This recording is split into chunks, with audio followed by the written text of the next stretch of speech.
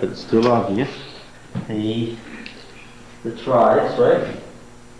The 12 tribes surrounding the sanctuary. Can you do them for me?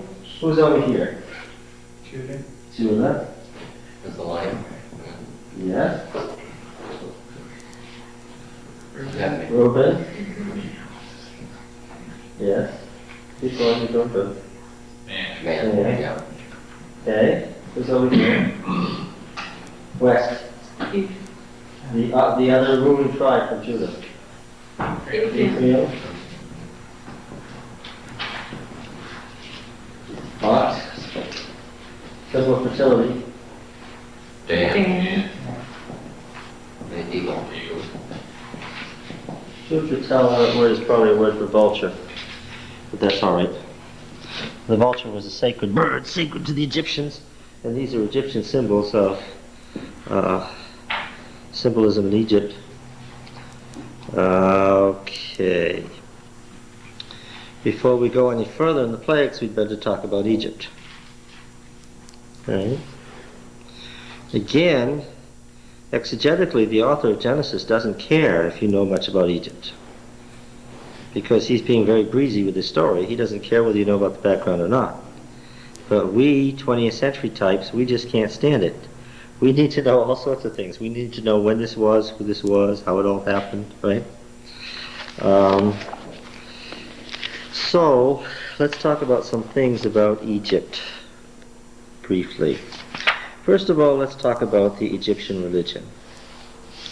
The Egyptians, I'm quoting now from the book Ancient Egypt, the Time Life series, were reverential toward the wonders of nature and the fearsome or admirable traits of animals, the ferocity of the lion, the strength of the crocodile, the tender care of the cow for its young. The first divinities to arise, and divinities that continue to rise throughout Egyptian history, were frequently represented in animal form, though they dealt with or oversaw human occupation. During much of Egyptian history, live animals associated with gods were maintained in the temples where they dwelt in pampered luxury. For instance, the Hathor bull, there's 1.5 miles of catacombs underneath the great temple complex of Karnak and Luxor of mummified bulls. Just like the popes are mummified and put down underneath St. Peter's, and most of the popes of the Middle Ages are right there. But you can go there and you can go through successive Hathor bulls, one after another, 1.5 miles worth of sarcophagi, mummified. All just as carefully mummified as the pharaoh's body would be. Okay. Why was this? Well, Egypt was very much the product of nature, right? Egypt was very clearly demarcated. If you went to beyond where there was water on the one side, you came to mountains. You've got the mountains on the other side. You've got the great deserts on either side. You've got the ocean on the north. And to the south, you have the Nile flowing out of Central Africa, out of the marshlands, highlands of Central Africa. Now these marshlands are the sources of the White and Blue Nile, which then merge south of Egypt. The river is running south to north. So Lower Egypt is north. This is hard for us to understand because we think of north as up. But Lower Egypt is the Nile Delta. Upper Egypt is the southern part above the Nile Delta. Well, these marshlands in Central Africa act like sponges. It rains there all summer, and these marshlands get fuller and fuller and fuller until suddenly they can't contain any more water, and they burst forth in the fall at the time of inundation, and the river floods, bringing fresh silt down into Egypt to provide it with fresh fertility. Now I'm using historical present here because this hasn't happened in many years.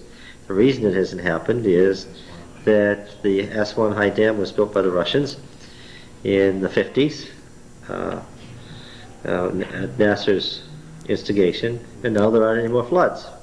Okay? But this flooding of the Nile was what made Egypt possible in ancient times. It also gave Egypt great homogeneity. There was and Egyptian culture. There really was an Egyptian culture. Now, when the Nile flows north, it comes down from those highlands of Central Africa over a series of steep precipices or cliffs. And there are places where the gorge narrows and it goes down hundreds of feet in long waterfalls, and these are called cataracts, and there are 6 of them. So, when you meet the first cataract, that's as far as you go. That's the end of Egypt and the beginning of Nubia. Okay? So, from the cataracts in the south, you can't go any further. There's these great cliffs, that's it. That's as far as you can go. On the north, there was the Mediterranean. Of course, in ancient times, boats weren't very big. The ocean was a big impassable barrier. Then you got Great Sinai Peninsula, the Gulf of Aqaba over there, and then you've got the great African desert, the Sahara Desert, to the west. So Egypt was clearly bounded, demarcated, and separated from the rest of the world, and Egypt developed its own culture. Well, the original culture from 3000 BC and before was tied to Mesopotamia, where people came from, but nevertheless, the Egyptian culture was its own culture, and it was very, very much an orderly culture. You see, there's east and west of the river. The sun rises and the sun sets, and there's a lot of sky. Because there's a lot of sky, there was interest in stars, the sun and the moon, and their movements. Right? In a land where the sun was so dominant, it's not surprising that the sun became a major god. Right? In a land where the river was so dominant, it's not surprising that the river became a major god. Right? And these various sources, they didn't depend on rain. They did not depend on rain. Rain was very unusual and is very unusual in Egypt. So, you have the rising of the sun to the east, the primary direction, the side of life, and then you have the setting of the sun on the west. So that you have, in Karnak, you have the city of the living on the east side of the river, and the city of the dead on the west side. And on the west side is the Valley of the Kings, where the kings were entombed, but of course, death was a transmigration of the soul into a different form, but in Egypt you didn't really die, did you? You just went to a different kind of life. Right? Now, the cycle of nature was very dominant in Egypt. They worshipped, of course, the animals for fertility, all the different kinds of animals. Look, if you met a snake and he didn't bite you, he gave you life. The snake has the asp has the power of life and death. Therefore, since it's a life-giving power, what should you do? It has the power of life and death over you. What should you do? You should worship it. And if it chooses not to bite you today, you ought to thank it. Although, if it had chosen to bite you, it just would have been moving you on at its choice to the next stage of existence, which is death. Okay? The sun rises and lives all day, and what does it do? It sets, and then what has it done? It has died, and it goes through the underworld at night on the underworld river, and it comes to be born the next morning, and so there's life and death, constantly life and death. The river falls, it dries up and almost dies, and then it inundates and floods, and it lives again. Okay? And again, let's go to that coconut palm that I mentioned at the beginning of the series. If you're an Egyptian and you walk under the palm tree and it lets loose a coconut and it hits you on the head, is this an accident? No. No. What is it? It's an act of God. An act of what God? The The coconut. coconut God, yes. In the palm tree there. And so what should you do? Worship. Set up a pillar right there because the God has spoken to you, and then put in a sacred spot right there. So Egypt was a place filled with sacred spots, where the forces of nature materialized and personified themselves as individual, discrete entities. And so, when you think about all the animals there are, and were in Egypt, both wild and domestic, and you think of the forces of nature, the sun, the moon, the stars, the river, the plants, the seeds, all the things that there are in nature, you recognize that the Egyptian's life was a very religious life. Why? Everything was around to be worshipped. Everything was alive and animate. Everything was there. And man's role then was to relate to all these forces of nature of which he was a part. Okay? Okay. All right, so the crocodile, representing the gods sun, earth, and water, lolled in the temple pool at Crocodilopolis. The ibis of Thoth was kept at Hermopolis. A cat, representing the goddess of joy and love, raised in the temple at Basti. Apis, a sacred bull, was maintained in Memphis. These animals were mummified like human beings when they died. Besides animals, the Egyptians were in awe of the manifestations of nature. Among the manifold objects of worship, one had eminent qualifications for reference, the sun. Now, why is it important to know this when we think about the plagues?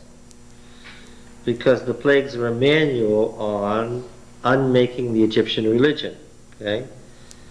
The plagues aren't an accidental sequence. They're a sequence of attacks on the Egyptian religion. It's important. Right?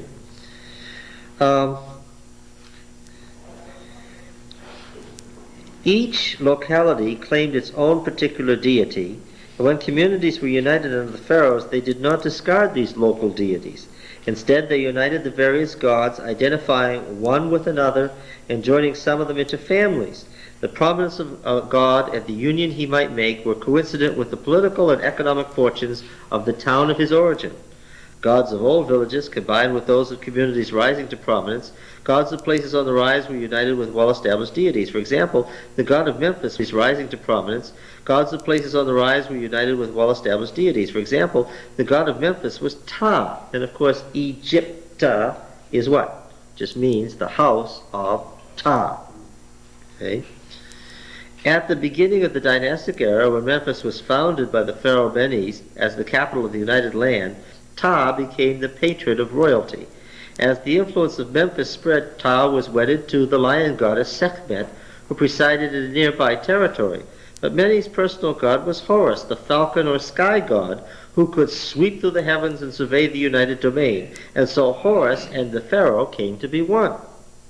Similarly, by the time of the 4th dynasty, when Heliopolis had grown in influence and the cult of the sun god Ra emanated from there, the pharaoh became the son of Ra. So forth. One god that did not arise until Egyptian civilization was well underway illustrates perhaps better than any other how the fortune of a god depended on the place of his origin. This was Ammon of Thebes. Both the town, and of course we recognize this name Ammon. Ammon was mentioned several times in our church service this morning. In fact, I heard hundreds of people shout his name this very morning in church, because Ammon of Thebes is the word Amen. Amen. Yes, where it was repeated over and over again by the worshippers in the Thebic temples. That's where the word comes from. The name Ammon meant hidden. The god was an invisible being, sometimes conceived as the breath that animates all living things, and hence he was a spirit that might be everywhere present. Thus that spirit spread through the land, aided by the influence of Theban rule. Even as a spirit needs portrayal by a people given to pictorial representation, and so the god Ammon received a physical representation. He was shown in many different ways, sometimes as a ram, a goose, or a primeval serpent, creatures that may at some prehistoric time have been associated with a prototype of Ammon, but most frequently as a crowned king. When he was shown as a king, the crown often carried a pair of feathers, symbolizing the two lands of Upper and Lower Egypt, or the twisted horns of a ram. And when Ammon was eventually merged with the sun god Ra, the crown showed the rays of the sun. Sometimes it combined all of these emblems. By the time that Egypt had grown to an empire, the image of Ammon accompanied the march of the Egyptian army through the ancient world. In the course of Egyptian history, the most massive temple of all time was erected in his honor, the temple complex at Karnak, which is in the neighborhood of Thebes. Now, this is the largest temple ever built. It was 1,000 years under construction without stop, and it just goes on and on. Ammon not only guided imperial fighting expeditions, he also oversaw the exploitation of the mines in Nubia and Sudan, taking as his due a share of the yield. The worship of Ammon extended even beyond Egypt. He became the god of Nubia and for a time was worshipped in Syria and Palestine. It was said that his rays reached the ends of the earth. All the combining of gods still left Egypt basically a land of local deities. Each god was usually conceived as being immanent in the place of his origin, and there he dwelt in a temple erected specifically for him. His worship, however, was not necessarily rooted for all time in the locality of his conception. Without suppressing reverence to other deities, a god could soar in popularity, become supreme in the nation, and remain so for as long as the city or the men that worshipped him remained influential. The worship of that god then spread in varying degrees across the land, and small sanctuaries appeared in towns and villages as branches of his principal shrine. As a supreme god, he became incarnate in the pharaoh. So the pharaoh was many gods in one. He was Ptah. He was also the son of Ptah, and the son of Ra. At the same time, he was Horus, and the son of Osiris. The Egyptians entertained not only a multiplicity of gods, but several alternative mythological accounts to explain the same phenomenon. Each important religious center, that is, each important city where God was worshipped, had its own version of creation. The priests of Heliopolis attributed creation to Atum, a god pictured as a human being, but identified with the sun god Ra. Their theory had to do with the appearance of light in the darkness.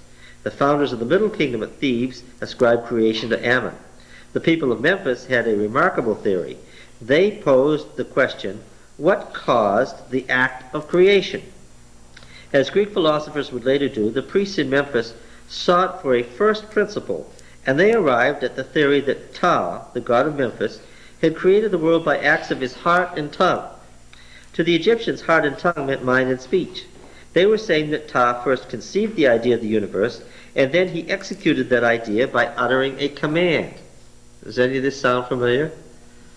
I told you at the outset that Genesis 1 was a conscious diatribe against certain Mesopotamian and Egyptian theologies. In other words, they were postulating that there was an articulate intelligence and will behind creation. This was a profound thought that has no parallel at this early period in man's history. All right? Now, what ordered the universe? What kept the universe in balance? Because nothing more describes Egyptian thought than balance. Life balances death as day balances night. Okay? Constantly they have an idea of absolute balance in the universe. After all, there's the river cutting you down, and there's the east half and the west half, and there's the cycle that they could see. Egypt was physically a very balanced place. And so they had a very balanced sense of the opposites. Religions have ethical content as well as objects of worship, and the Egyptians' chief ethic was one called Maat, M-A-A-T, Maat. The word is almost impossible to translate precisely, but it involved a combination of such ideas as order, first order, truth, justice, or righteousness. Now remember, this is very important. For the Egyptians, order was directly related to what is good or righteous. If something is good, it is orderly. If there's anything that would unhinge an Egyptian, it would be what? Disorder. Yes. The Egyptians assumed that the universe was based on a concept of absolute order. Okay, of undisturbed order. If the Egyptians meant that something was good or righteous, they meant that it was orderly. Maat was considered a quality not of men, but of the world. That is, the cosmos, the natural order, built into it by the gods at the moment of creation. As such, it represented the God's will. A person endeavored to act in accordance with the divine will because that was the only way to place himself in harmony with the gods. For the Egyptian peasant, Maat meant working hard and honestly. For the official, it meant dealing justly. This is why Egypt was so stable. Because Egypt believed, from the top to the bottom, that if you wanted a place in the afterlife, if you wanted to keep on going and existing, what? You must maintain the current order and live in accordance with the order. So if you were born a slave, what? Then be a good, orderly slave. Okay? Until the next phase. During the bitter troubles and disillusionment that beset the first intermediate period, the idea briefly emerged that Maat was not just a passive quality inherent to the world, but that the god-king subjects had the right to expect its exercise. This was a step toward the development of social justice, but it didn't long survive. Once the Middle Kingdom restored Egypt to prosperity, life was easygoing again, and people forgot to worry about how Maat was to be maintained. Conceived as a quality passively inherent in the nature of the world, Maat had its limitations. Isn't that obvious? Because it was the handiwork of the gods and not of men's consciences, it was expected to maintain the God-given and changeless perfection of the world and of society. Thus it precluded any serious questioning of the structure of society or any possibility of reforming it. Okay. Keep this in mind now, that the Egyptian believes that change is good or bad. Bad. Not only is it bad, it shouldn't even be possible. Right? Things are as they are. And the best way to deal with them is what? Accept them as they are. And that's not so bad, because if you die, what will happen? You're just going on to the next phase of things as they are. You'll be living in the underworld, but that's fine. The underworld's a perfectly nice place. It's just the other half of this world. And if the gods felt like it, they might recycle you into this world a bit later. Yes. All right. Everything, therefore, the world and everything in it had been created by the gods precisely in the form they wanted it. Everything, therefore, was just as it should be. Fixed, eternal, proper. Got it? Now, of course, against the story in Exodus, you can see where this is headed. Right? War, pestilence, and drought were mere temporary upsets of the established cosmic order. Since the world had been established as it should be from the moment of creation, there could not, by definition, have been a previous better age. So unlike the Mesopotamians or the Canaanites or our Bible, there was no golden age from which things had declined. Now by extension, the world was not now caught in the thrall of sin. Right? And, by further extension, what was the world headed to in the future? The golden age of paradise to come? See, in our religion, we're between golden ages, right? There was the golden age of the past that was lost, and what? There's the golden age of the future which is yet to come, and we're in this transition stage which isn't very good.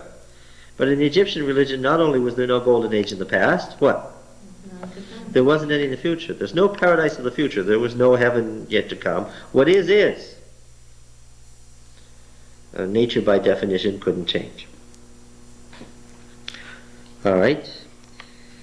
There had been no better age, nor would there be a better age to come. Egyptian mythology had no Garden of Eden, no bygone golden ages, and no Armageddon to come. Yes. We've talked at various points about the different religions being based on the idea of evolution, though. Is the Egyptian religion... Yes, it is. It is. See, this is an interesting thing. The Memphite theology says that the world evolved, that the gods evolved. And once the gods had evolved in the Memphite theology and came into existence as separate gods, they then made the world and fixed it. That's not entirely internally consistent, but we're not trying to argue the consistency of the Memphite theology, right? The same attitude determined the Egyptians' conception of and emphasis on death. Their beliefs concerning afterlife, like those concerning their gods, had ancient roots in the Nile Valley.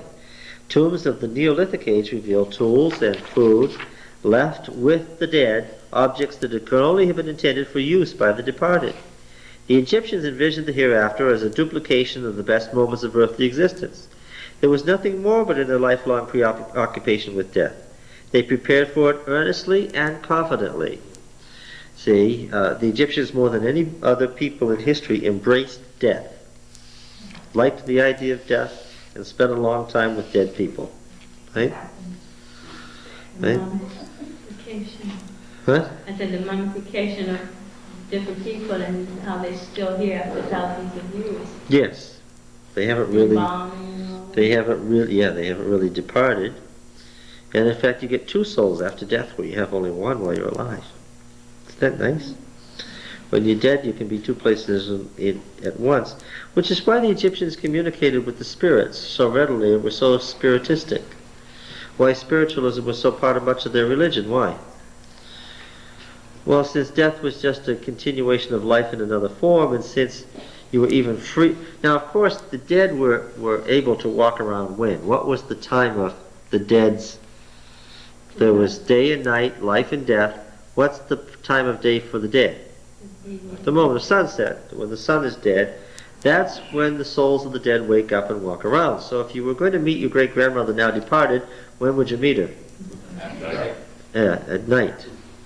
Now, if you were an Adventist and you met your great-grandmother now departed, your hair might stand up because you might think, I'm not meeting great-grandmother, I'm meeting what? I'm meeting a demon posing as great-grandmother, right? An Egyptian would not be allowed. Why? It was just great-grandmother and one of her souls out and about having having a walk. Okay? And it would be good news to meet great-grandmother. To the Egyptian, the afterlife meant a corporeal existence, not a ghostly substitute. That's why they had the body, because the body still had to be there so that the souls could live in it.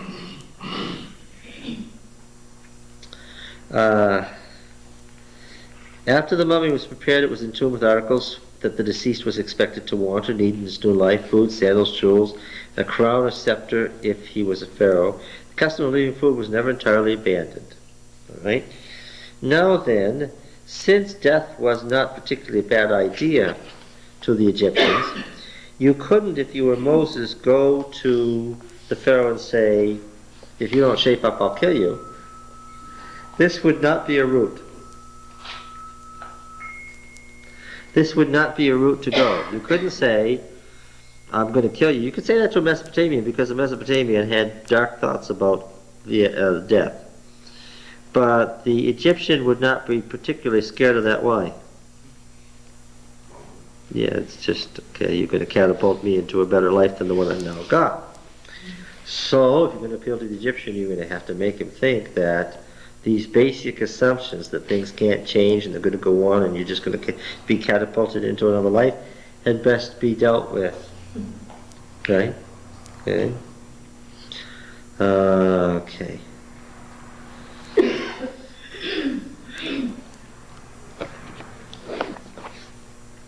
Before we get that far, just some housekeeping stuff. This came up in Genesis 49. We had to deal with this in Genesis 49. And of course we're going to deal with it again in Numbers 2 and 3. And this morning it came up as part of the high priest's breastplate, right? Yes, now if I'm lucky, I'll be able to find a breastplate here. The Egyptian priests wore various things. They wore linen. They had a crown around their heads. What did the crown have on it here in the forehead? Well, a snake.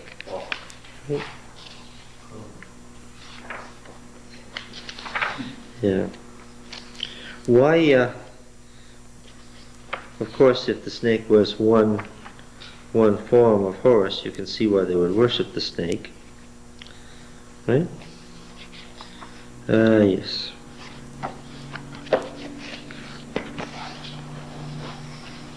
There's a pectoral. There's a couple of pectorals. Now remember, you could read this. This is writing. Why? Because Egyptian writing was hieroglyphic. It was pictographs. So this is the name of the god. The god's name is spelled out here. And there's a sentence here about worshiping this god. Okay. Now I was trying to find my book Jewels of the Pharaohs today so that I could show you other pectorals where this band is even wider. But you see what it is. They set the jewels relating to that god in the outside border. And what's the distinction between this and the high priest's breastplate? These are called pectorals, of course, because they're worn on the chest over the pectoral muscles.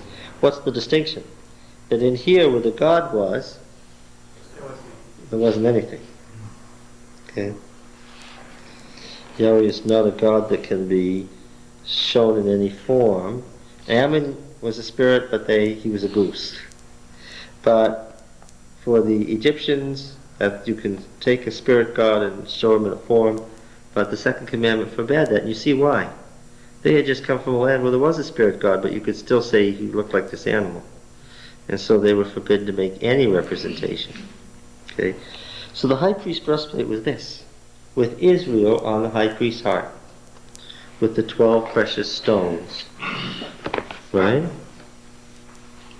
There was just a little miniature representation of Israel with God at the center, and the fact that God was at the center was because there was nothing there. Right? To wit, the New Jerusalem. Well, let's go back to the king who was the paradigm of the devil. Can we go back? There was one small passage that when we were going trippingly through those last 3 chapters, that I think has some significance that we maybe should just readdress, and that's in 47, where the description of the drought after Joseph's brothers come down, where they finish the description of how Joseph managed this, because it's this that's the setting for the level of power and ownership that the Pharaoh has in Egypt at the time of the Exodus that causes all the problems. Because it had never been before Joseph did this at the time of the drought. Yes. Right? I mean, people were still people until the time of the drought. When the drought was over, Pharaoh literally owned everything. He owned Egypt and everything in it. Yes. Personally, he owned it. Yes, that's all. right. And of course that was because it became physically the case that he owned it. It was easy to construct a theology around that and say he owns it because he's all these gods. Yes, that's right. You're right. Joseph's actions sort of become the setup for the That's what I wanted to get to. the new God used kingdom. Joseph to set up. Yes. But the Pharaoh at that time was still one of the Hyksos, so when they got thrown out, maybe the people took them anyway. The pharaohs had a way of causing power to accrue to themselves by making all the claims of the prior pharaohs and saying all that's true and more. They didn't deny the prior pharaoh's existence. They just said, since I am him, and since I'm just a continuation of him, what he did is really to my glory. Except in the cases like Hatshepsut, where they just chiseled her name out, and we don't have her mummy because they destroyed that. What were they trying to do? By destroying her name, chiseling it out wherever, and destroying her mummy. And she never existed. They were trying to do the way the Egyptians had to do it to get her out of existence. Yes. Now, if you know, as we're going to keep stopping along the way, I think we're in chapter 6, where Yahweh is known, where Yahweh's self-enunciation as Yahweh, and equating himself to the God of the fathers, to El Shaddai. This, of course, is the Yahweh's account. Yahweh becomes known as Yahweh at the commissioning of Moses. Right? And then we have a genealogy stuck in here by the priests later. And then we have the second commissioning. Right?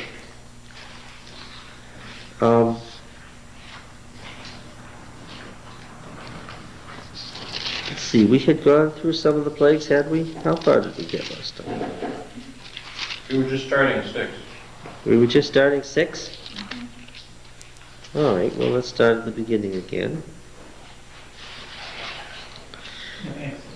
6:2. And God said to Moses, I am Yahweh.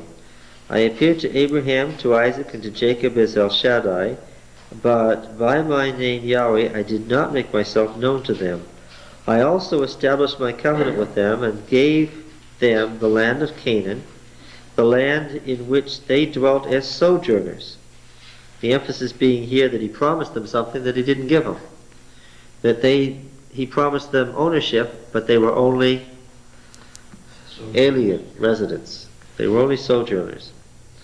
So this points out that the promise was not fulfilled to the fathers. I have heard the groaning of the people of Israel, whom the Egyptians hold in bondage, and I have remembered my covenant. Say therefore to the people of Israel, I am Yahweh, and I will bring you out from the burdens of the Egyptians, and I will deliver you from their bondage, and I will redeem you. And here this is a redemption of a captive. This is a word from ancient warfare. Okay? You've had a war and the other side is taking prisoners and you've got some prisoners. What did you do? You went and swapped and you got your prisoners back. That was redemption. Right now, it's a word for warfare. Egypt has God's people as prisoners of war. And what? This is what the concept of redemption comes from first, from this concept of redeeming a prisoner of war. All right? I will redeem you with an outstretched arm and great acts of judgment, and I will take you for my people, and I will be your God. This is the famous statement of covenant, and you shall know that I am Yahweh your God, who has brought you out from under the burdens of the Egyptians. This passage was quoted in Ezekiel this morning in the lesson. And I will bring you into the land which I swore to give to Abraham, to Isaac, and to Jacob, and I will give it to you for a possession. I am Yahweh. Moses spoke thus to the people of Israel, but they did not listen to Moses because of their bondage, of their broken spirit and cruel bondage. And Yahweh said to Moses, Go in, tell Pharaoh king of Egypt to let the people of Israel go out of his land. But Moses said to Yahweh, Behold, the people of Israel have not listened to me.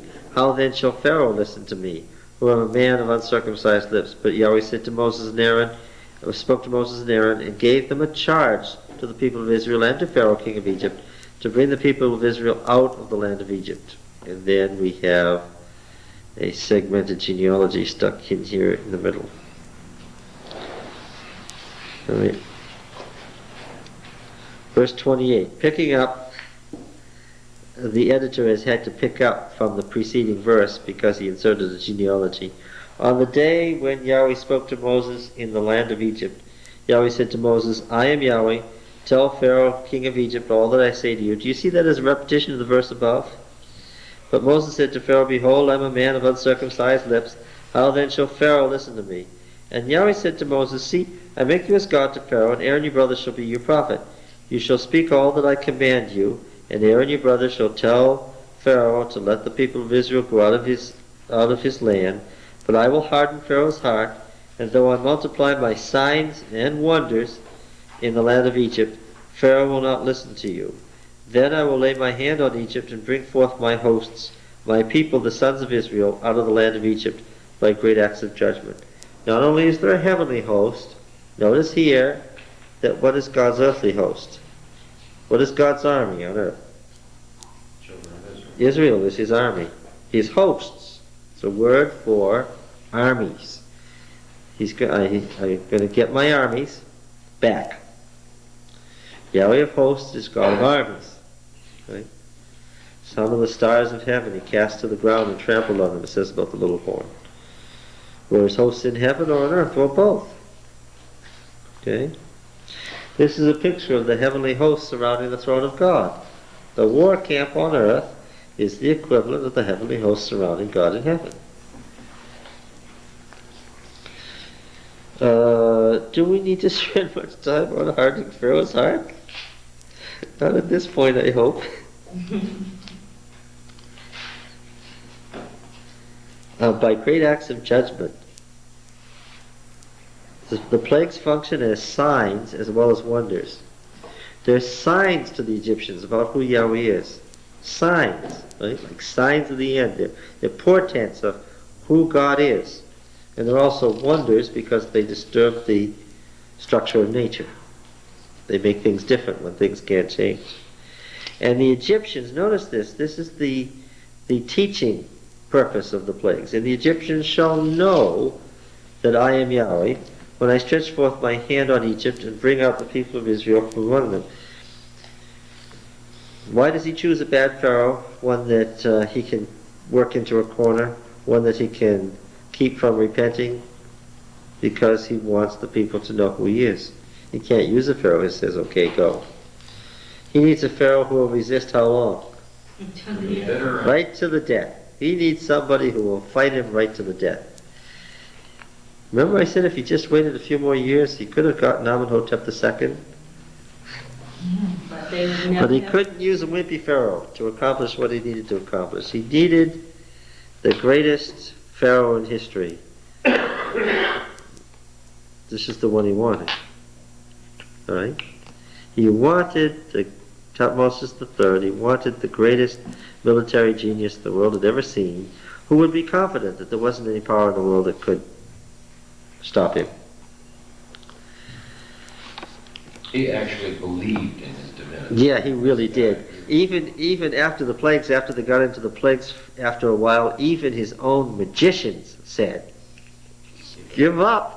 This is the finger of God." And what did he do? He pressed right on. He believed it when everybody else ceased believing it. He was a man who believed he was God. He's a perfect type of Satan.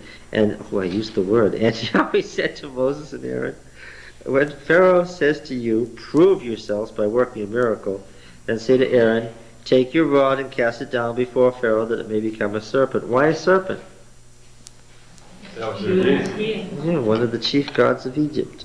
So he's got power over this god to create it and uncreate it. So Moses and Aaron went to Pharaoh and did as Yahweh commanded. Aaron cast down his rod before Pharaoh and his servants, and it became a serpent. Then Pharaoh, this was a trick. The Pharaoh wanted to prove that they were cheap magicians, because the Egyptians had found out how to vulcanize rubber. Okay? They knew how to make things that looked to the innocent, naive, believing public, made things that looked like they were live serpents, but they weren't. Okay? And so he thought that Moses, and would he have known who Moses was? Yes, he didn't have any personal gripe against him because he was now on the throne and Hatshepsut was dead and so forth. He said all those who were seeking a life were dead. But he still knew who he was. He knew he was an Egyptian. And he knew he was an Egyptian trained in Egyptian secret arts, and he knew that this was a trick. At least he supposed it was a trick. Pharaoh summoned his wise men and sorcerers, and they also, the magicians of Egypt, did the same by their secret arts. Every man cast down his rod, and they became serpents. But Aaron's rods swallowed up their rods. Now, yes, you see, what was the purpose of having this snake eat the other snakes? You've seen snakes eating a rabbit or a rat or something, right? What was the point? To show who was the boss, or who. Well, he has to show what? This isn't any vulcanized rubber. What? This is a real Eat that snake. rubber. This is a real snake. I can eat rubber. Yes, that's right. Okay. This should have been shocking to all who watched it. And apparently it was shocking to most of those who watched it, except what? Yes, except for Pharaoh, who was not impressed. Says still Pharaoh's heart was hardened and he wouldn't listen to them, as Yahweh had said. Now it's in the passive there. It means that God hardened his heart or Pharaoh hardened his heart. Take it as you will. The Pharaoh and God are in league on this. Do you understand that? The Pharaoh and God are in league on this. Then Yahweh said to Moses, "Pharaoh's heart is hardened. He refuses to let the people go. Go to Pharaoh in the morning as he's going out to the water. Wait for him by the river's brink and take in your hand the rod which was turned into a serpent. Say to him, 'Yahweh, the God of the Hebrews, sent me to you, saying, let my people go, that they may serve me in the wilderness, and behold, you have not yet obeyed.'" This is fun. The characterization here is interesting. The original statement was, "Let my people go," but now it's, "Let them go so that they can perform ritual to me in the wilderness." What does it appear that Moses has done here? What has he done? He's lessened his demand. Oh yes, he's lessened his demand. It would appear that since the Pharaoh is so strong, Moses has scaled down his demands to merely a ritual in the wilderness. Okay? Yeah. Of course, what would the Pharaoh be doing at dawn at the river's brink? Oh yes. He's acting out the rising of Horus out of the river, so we've got a ritual here. Don't performing ritual, let's say. Don't say worshiping. Why? The Pharaoh can't exactly worship. Why? He's the God. He's the word. Yes. Yeah, so, yeah. Keep in mind, where he's concerned, he is God.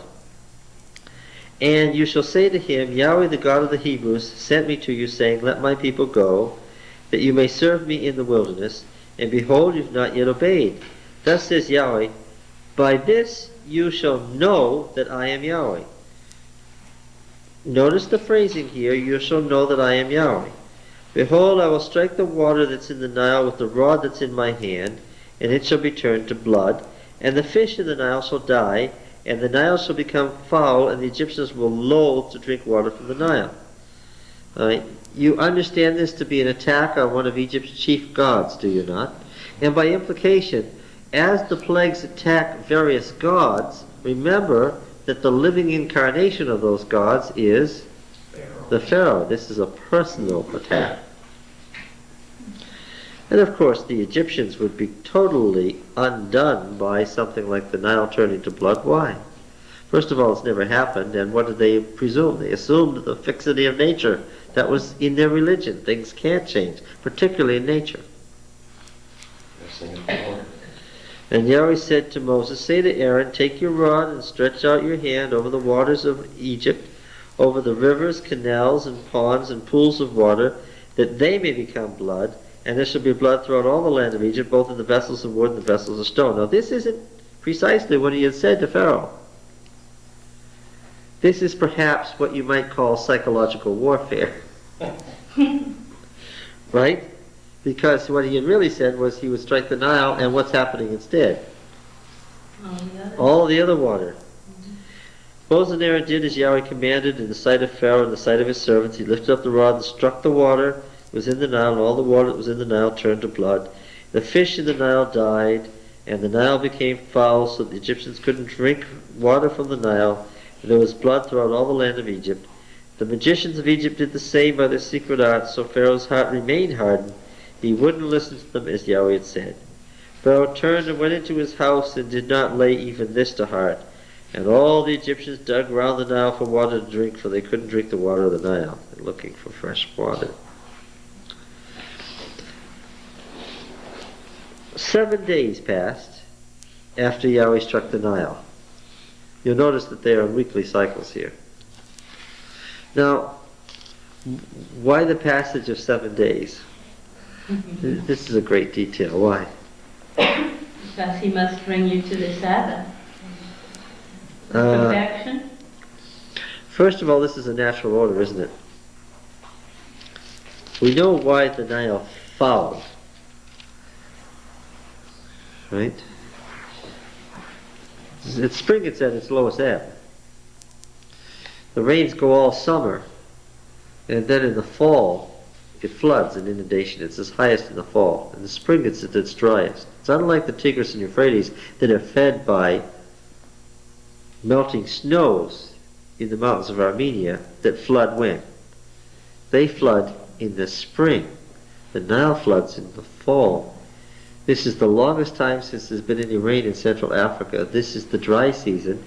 And if the Nile got down to a trickle and didn't flow, and if there wasn't enough water for it to flow, it would stagnate. And what would it do? It would get what we call red tide. Okay? Now that's actually what bred the next plagues. And in fact, the plagues here are a natural sequence. And Moses begins to take issue with it because the Pharaoh says it's just a natural sequence. Moses begins to say, okay, so you know it's Yahweh that's doing it, you should tell me when to start the plague and when to stop it, and I'll take your word for it. To show that God was actually in control. It wasn't just a natural sequence. So on the one hand, you're saying that these could be natural, but on the other hand, they weren't really exactly natural. Well, the Pharaoh began to plead that these are really a natural sequence, and that's why he didn't have to worry about it. I suppose he was consulting all kinds of records to see if this sort of thing happened, and so forth. Yahweh said to Moses, go into Pharaoh and say to him, thus says Yahweh, let my people go, that they may serve me. But if you refuse to let them go, behold, I'll plague all your country with frogs. The Nile shall swarm with frogs, which shall come into your house, into your bedchamber and on your bed, into your houses of your servants and people, into your ovens and kneading bowls. The frogs shall come on you and your people, and on all your servants. Now he said to Moses, say to Aaron, stretch out your hand with your rod over the rivers, canals, and pools, and cause frogs to come on the land of Egypt. So Aaron stretched out his hand over the waters of Egypt. The frogs came up and covered the land of Egypt. The magicians did the same by their secret arts and brought frogs on the land of Egypt, which we have to presume are those rubber frogs. So far, we aren't life-threatening here. The plague on the water was temporary. The plague on the frogs, now of course they worship frogs because of their fertility. Frogs were a major god. And frogs were an incarnation that a number of the gods took. Now that is most unfortunate. Why? Because the problem, what? They couldn't kill them. Yes! They couldn't kill him. Now this is just God using, so far he's just using humor. He hasn't threatened anybody's life yet, has he? You go to bed and what? There's frogs. Now the oven, the dry oven where you cook your bread, is a place you don't expect to find a frog, right? A frog wants to be around with this water or a swamp or something, and you find these dry places where you don't expect to find frogs, and what? They're there too, right? There's frogs everywhere. You can't kill them. And of course, their natural order thing, and be you the most devout Egyptian, what would you want to do? Before very much time passed, what would you want to do? Kill them. The worst way, you'd want to kill at least one. But they couldn't. See? All right. Like the gypsy moth caterpillar. Yes. That miserable year. Smearing Vaseline on your trees. Is that ridiculous? The Pharaoh called Moses and Aaron, entreat Yahweh to take away the frogs from me and my people, and I will let the people go to sacrifice to Yahweh. What's happening here? Now we're in negotiation. I thought we weren't going to negotiate. Well, of course, Moses scaled back his request to just a ritual in the wilderness that Egypt controlled, after all, the wilderness of Sinai. So what does he agree to? Mediate for us. Yeah, entreat Yahweh from... Now, he didn't say, who is Yahweh? I don't know Yahweh. He said what? Tell Yahweh to take away the frogs, and I'll let them go. Does he say Yahweh's king of the world? No. But he does admit that Yahweh might be there. Moses said to Pharaoh, and this is deliberate too, this is fun too, be pleased to command me when I am to entreat for you and your servants and for your people, that the frogs be destroyed from you, and your houses and be left only in the Nile. He says, oh, you tell me when? He said, tomorrow. Moses said, of course he has to wait for the dawn of the day for anyway, so Moses said, be it as you say, that you may know that there is no one like Yahweh our God.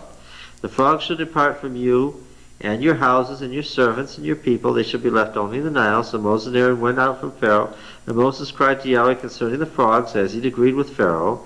And Yahweh did according to the word of Moses. The frogs died out of the houses and courtyards and out of the fields, but they gathered them together in heaps, and the land stank.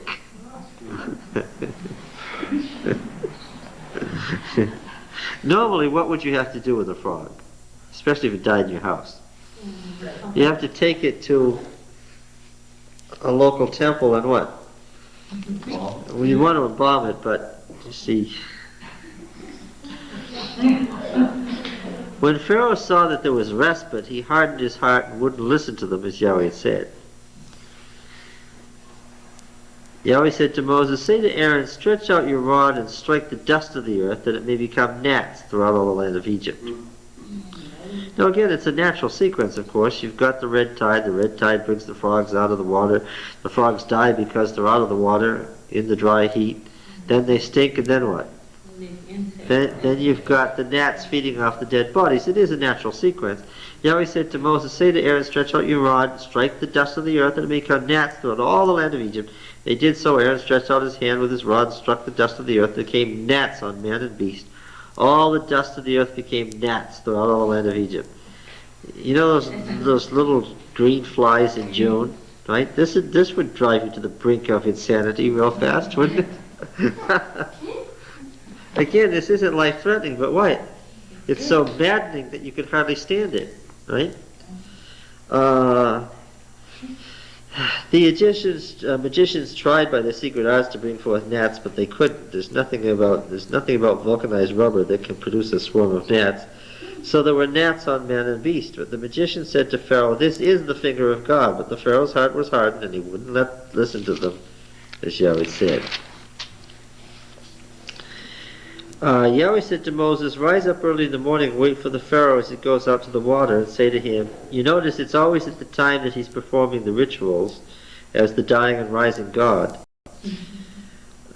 Because he's essentially an Antichrist figure, this dying and rising God figure that you have in these religions. Thus says Yahweh, let my people go that they may serve me. Else, if you will not let my people go, behold, I'll send swarms of flies on you and your servants and your people, and into your houses, and the houses of the Egyptians shall be filled with swarms of flies, and also the ground on which they stand. Now, just having been through gnats, I would take this as a serious threat. But on that day I will set apart the land of Goshen, and here's the first setting apart. Now, structurally, these 10 plagues are 3, 3, 3, and 1. Structurally. We're not going to go through all the literary structure this time. But here's the first setting apart of Goshen. Where my people dwell, so that no swarms of flies shall be there, that you may know that I am Yahweh in the midst of the earth. Thus I will put a division, or set a redemption, between my people and your people. By tomorrow shall this sign be. He doesn't ask him when. And Yahweh did so. There came great swarms of flies into the house of Pharaoh and his servants' houses, all the land of Egypt, so the land was ruined by reason of the flies. It's not clear exactly how the land was ruined by the flies, except, of course, one can presume that absolutely nothing is getting accomplished. Why? Right? Isn't it true that you can't accomplish anything? You can't harvest or anything. There are some that say that the plague never left, and that's the reason Egypt has never made a great nation. It's never, it is a very fly-y country. That's true. Still, even today. Which reminds me of the proverb about a committee. You know the proverb about a committee? If Moses had been a committee, Israel would just be leaving Egypt. Yeah. We went to Cairo 20 years ago, and when we landed in the airport, I begged just to keep the flies open. Yeah, it happens almost instantly, doesn't it? Just go to Florida in the hot Yeah, that's true. Pharaoh called Moses and Aaron and said, go, sacrifice to your God within the land. Now, he is getting harder. Why? Now he's still negotiating. Now he's offering what? He's covering his rear flank here. He's saying, okay, you can sacrifice, but where? Right here in the land. He's not going to. Cutting your losses was not what he was doing here. Moses said it would not be right to do so, for we shall sacrifice to Yahweh our God offerings abominable to the Egyptians. I presume it's because they were planning to kill some animals that were sacred. I presume. You can't have Ammon pictured as a ram and then take a ram and slit its throat. Now Moses is sort of begging the question here too. If God's got Egypt half destroyed, it wouldn't much matter whether it was abominable to the Egyptians or not, would it?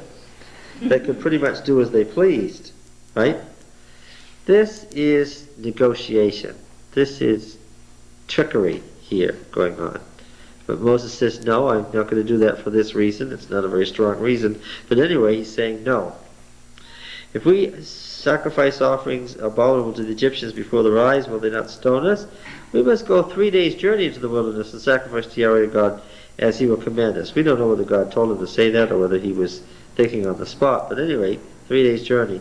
So Pharaoh said, I will let you go to sacrifice to Yahweh God in the wilderness. Only you shall not go very far away.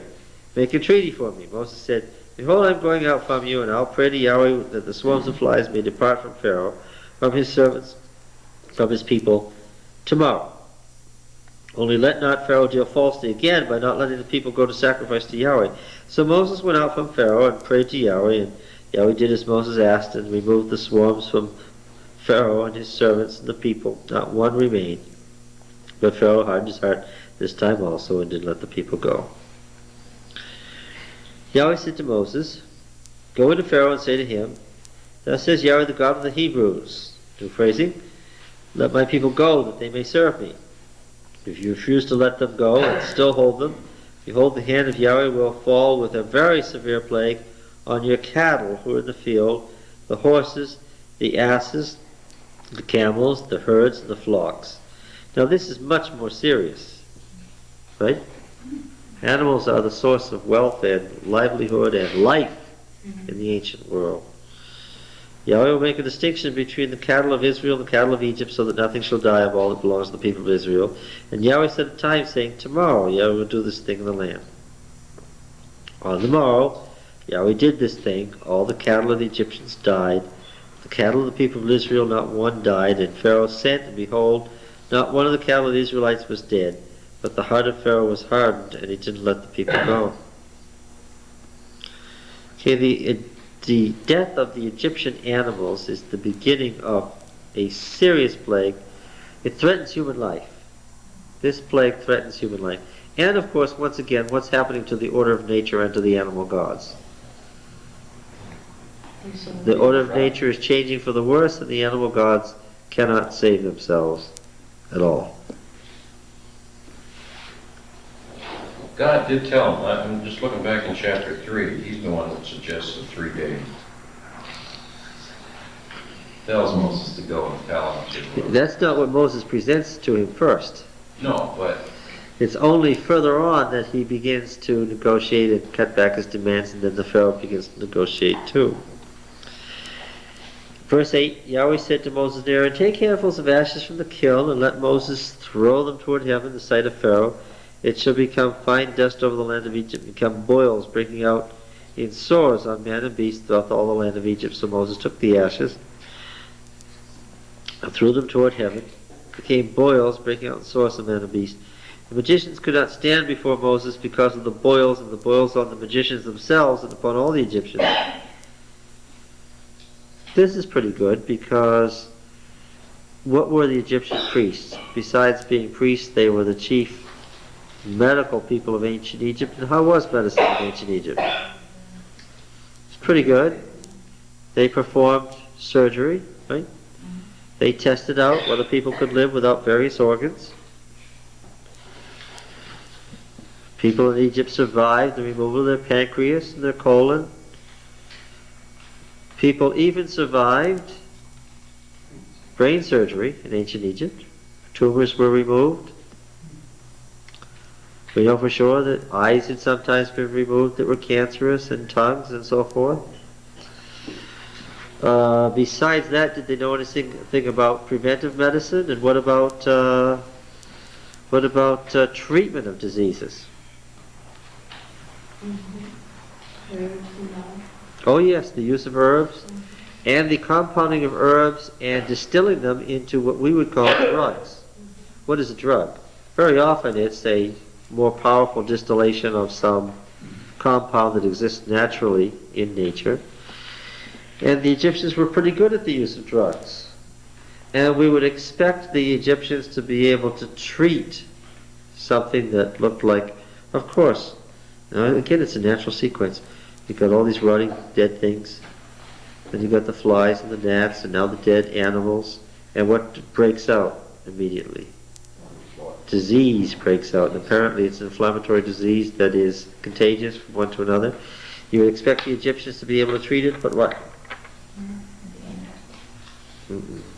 No. Their belief in their medicine was directly tied to their religion, right? Holistic, in the same sense that all these Eastern religions practice holistic medicine today, because they have the same concepts of Eastern Oriental religions today that the Egyptians had. So why does God attack their medicine? Because it was part of their religion and their beliefs about what the gods could do in your body or to your body.